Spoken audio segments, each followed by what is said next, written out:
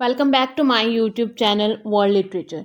आज जो टॉपिक हम लोग डिस्कस करने वाले हैं वो है 7 types of ambiguity by William Empson. William Empson का ये बहुत इंपॉर्टेंट वर्क जो कि इनका लिटरेरी क्रिटिसिज्म में एक लैंडमार्क है, इसको आज हम लोग डिस्कस करने वाले हैं। विलियम एम्पसन जो कि न्यू क्रिटिसिज्म से बिलोंग करते हैं, न्यू क्रिटिसिज्म की जो थेरी आई थी उससे बिलोंग करते हैं और आई.ए. रिचर्ड के ये स्टूडेंट हैं। अब हम अपने वर्क को डिस्कस करते हैं जो कि इन्होंने 7 टाइप्स ऑफ एम्बिग्यूटी लिखा है। एक्चुअली में ये जो वर्क है इनका 1930 में ये पब्लिश हुआ था। विलियम एम्पसन ने इसको 1930 में पब्लिश करवाया था एज अ लिटरेरी क्रिटिसिज्म।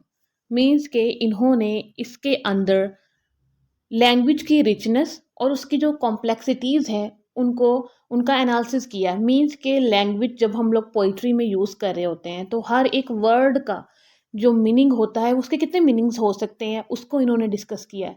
और लैंग्वेज में कितनी ज़्यादा रिचनेस है, मीन्स कि हम लोग लैंग्वेज को कि कितनी मल्टीपल इंटरप्रिटेशंस कर सकते हैं एक चीज़ की, एक टेक्स्ट की, उस चीज़ को इन्होंने इसमें डिस्कस किया है। अब आते हैं अपने राइटर की तरफ। विलियम एम्पसन जिनकी बर्थ हुई थी 1906 में, इनकी डेथ हुई थी 1984 में।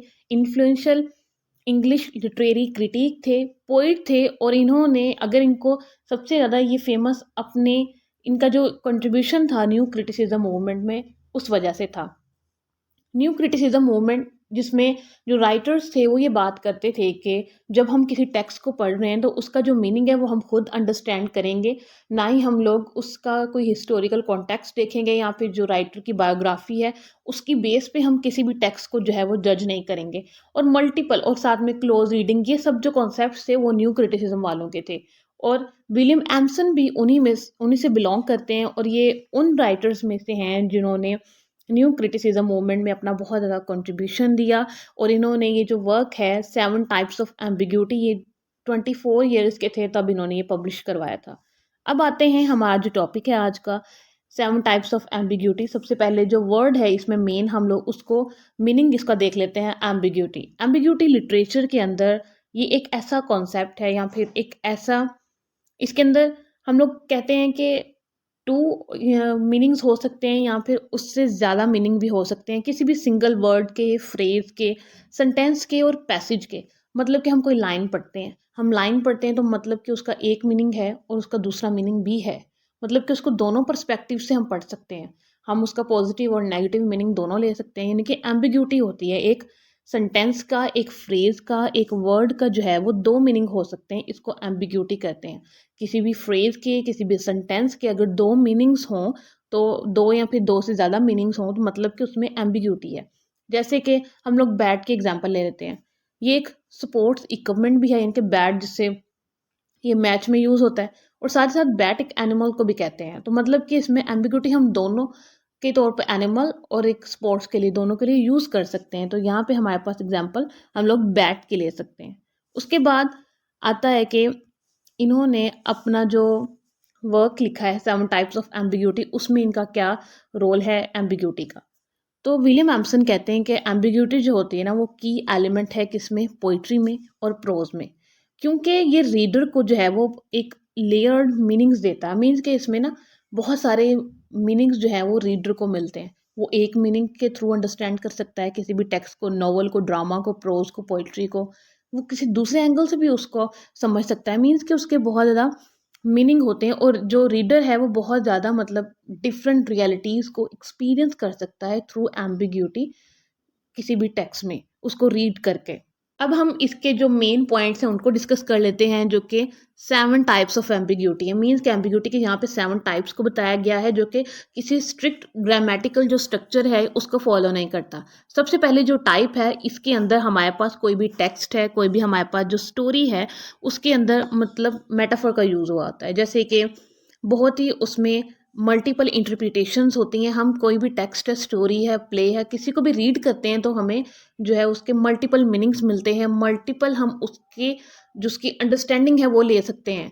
तो उसके अंदर मतलब जितनी भी इंटरप्रिटेशन हम लोग करेंगे ना उसकी, वो सारी की सारी वैलिड होंगी। ऐसा टेक्स्ट जैसे एग्जाम्पल के तौर पर एक सिंगल वर्ड है किसी भी पोइम के अंदर, उसके अब जो सीवरल मीनिंग हो सकते हैं, मतलब कि उसके बहुत सारे मीनिंग हो सकते हैं। जैसे कि मेटाफिजिकल पोइट्री होती है। अब वो जो पोइट्री है मेटाफिजिकल पोइट्री जब जॉन डन ने लिखी थी, अगर हम उसकी एग्जांपल लें यहाँ पे, तो उसमें हमें एक डिवाइन लव भी नज़र आता है और एक वर्ल्डली लव भी नज़र आता है। मीन्स कि हम दोनों एंगल से उसको अंडरस्टैंड कर सकते हैं, मतलब दोनों ही उसकी इंटरप्रिटेशंस वैलिड हैं। तो ये होगी हमारी फर्स्ट टाइप। अब आते हैं हमारी सेकंड टाइप की।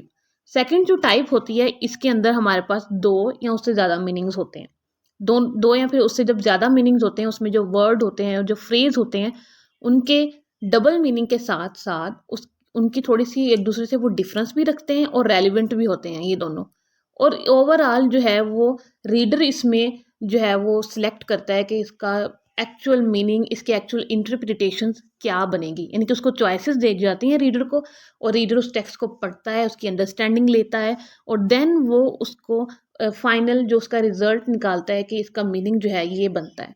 उसके बाद हमारे पास है थर्ड टाइप। इसके अंदर जो है वो कॉन्टेक्चुअल हम इसको कह सकते हैं। इसमें दो या ज़्यादा मीनिंग हमें किसी भी टेक्स्ट या किसी भी वर्ड के जो है दिए होते हैं, और जो इसमें हम कह सकते हैं उसमें उस मीनिंग से हम अग्री भी कर सकते हैं और डिसअग्री भी कर सकते हैं।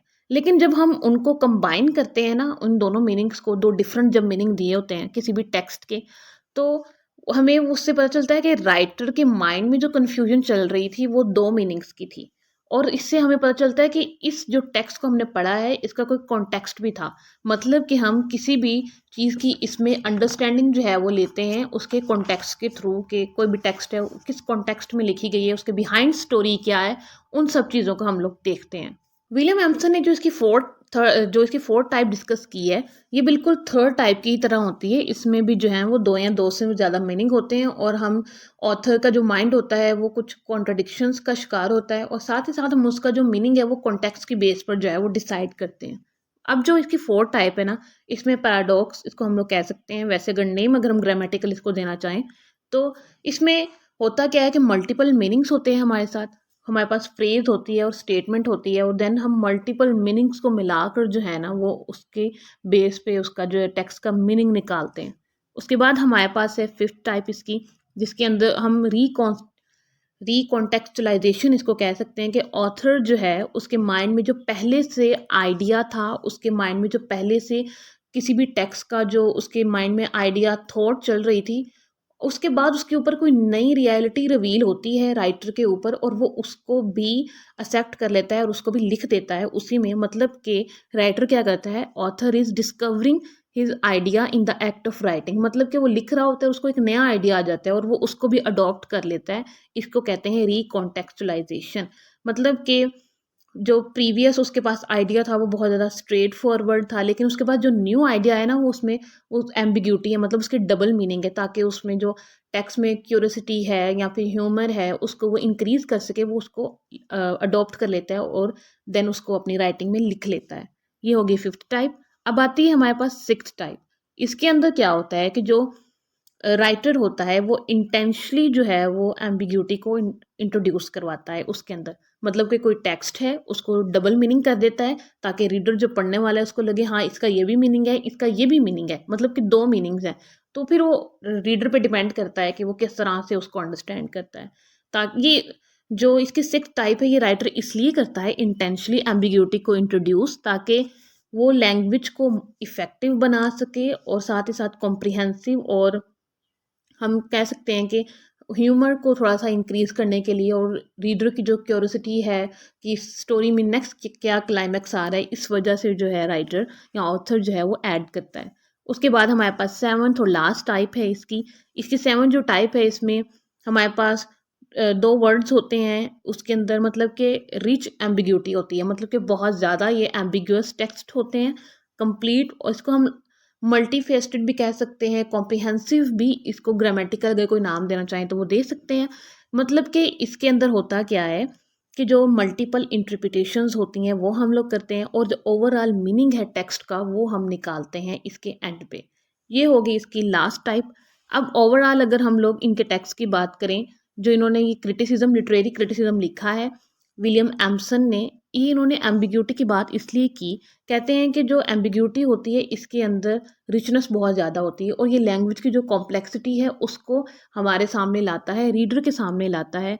और जो साथ ही साथ ये कहते हैं कि जो इन्होंने ये एम्बिग्यूटी डिस्कस की है, ये कोई स्ट्रिक्ट ग्रामेटिकल रूल्स को फॉलो नहीं करती। ये इन्होंने सिर्फ इसलिए बताया है ताकि जो डिफरेंट इंटरप्रिटेशंस होती हैं और डिफरेंट इंटरप्रिटेशंस के थ्रू जो एक मीनिंग निकल के आता है उसको डिस्कस कर सकें।